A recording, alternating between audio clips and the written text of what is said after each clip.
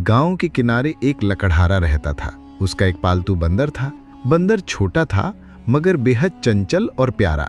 वो हमेशा लकड़हारे का साथी बना रहता, चाहे जंगल जाना हो या घर पर खेलना।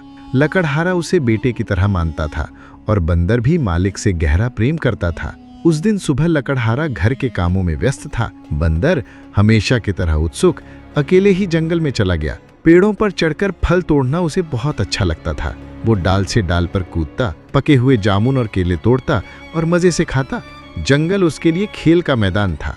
लेकिन इस खेल में अचानक खलल पड़ा। पास ही झाड़ियों के पीछे एक शेर चुपचाप दबे पांव घात लगाए बैठा था। धीरे धीरे धीरे घनी झाड़ियों से एक विशाल शेर बाहर निकला। उसकी आंखें तेज और भूखी थीं और उसके पंजों की हल्की सी आहट भी किसी को कंपा देने के लिए काफी थी। बंदर की नजर जैसे ही शेर पर पड़ी, उसका दिल जोर जोर से धड़कने लगा। डर से उसके हाथ पांव कांप उठे। शेर दबे पांव उसकी ओर बढ़ रहा था, जैसे कोई शिकारी अपने शिकार पर झपटने से पहले खेल खेल रहा हो। बंदर घबरा कर दौड़ पड़ा।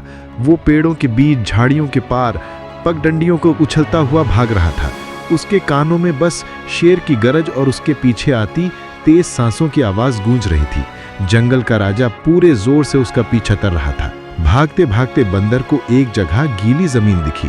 उसने बिना सोचे समझे वहां छलांग लगा दी। ये कोई साधारण जगह नहीं थी, वो दलदल था, गहरा, गीला और बेहद खतरनाक। बंदर के पैरों के नीचे कीचड़ धंसने लगी। उसने कोशिश की बाहर निकलने की, लेकिन जितनी कोशिश करता उतना ही और अंदर धंसता चला जाता। पीछे से दौड़ता हुआ शेर भी उसी दलदल में पहुंच गया। उसने सोचा था कि बंदर को पकड़ लेगा, पर भाग्य उसके साथ नहीं था।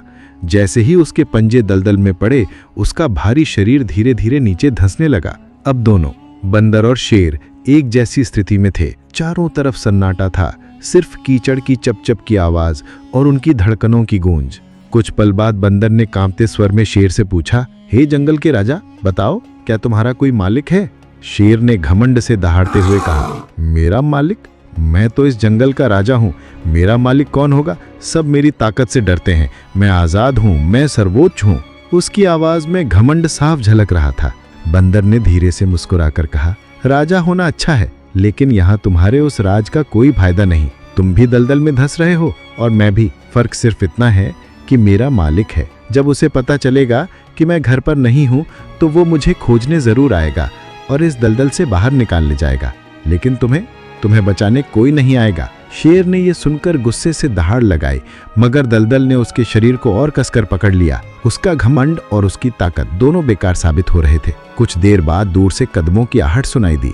लकड़हारा अपने कंधे पर कुल्हाड़ी लिए उस रास्ते पर आ रहा था। जैसे ही उसने देखा कि उसका प्यारा बंदर दलदल में फंसा हुआ है, उसका दिल कांप उठा। वो तुरंत दौड़कर पास पहुंचा और डंडे की मदद से बंदर की ओर हाथ बढ़ाया। बंदर ने पूरा भरोसा करके हाथ आगे बढ़ाया और धीरे धीरे लकड़हारे ने उसे बाहर खींच लिया। बंदर अब सुरक्षित था। लकड़हारे ने उसे प्यार से अपने कंधे पर बिठा लिया। बंदर की आंखों में राहत और कृतज्ञता झलक रही थी। वो मालिक की ओर ऐसे देख रहा था जैसे कह रहा हो, तुम्हारे बिना मैं कुछ नहीं। और लकड़हारा भी उसे देखकर मुस्कुराया, जैसे कोई पिता अपने बच्चे को देखकर करता है। पीछे दलदल में शेर अब भी धंस रहा था। वो सब कुछ देख रहा था, मगर उसकी मदद कोई नहीं कर सकता था। बंदर और उसका मालिक चाहे भी तो उसे बाहर नहीं निकाल सकते थे, क्योंकि शेर उनके लिए खतरा था। धीरे धीरे शेर की दहाड़ें कमजोर पड़ने लगीं। उसका घमंड और उसकी ताकत की सारी कहानियां दलदल में डूब गईं। जंगल फिर से शांत हो गया। दोस्तों, अगर आपको ये कहानी अच्छी लगी हो तो इस वीडियो को लाइक और चैनल को सब्सक्राइब करना बिल्कुल ना भूलें।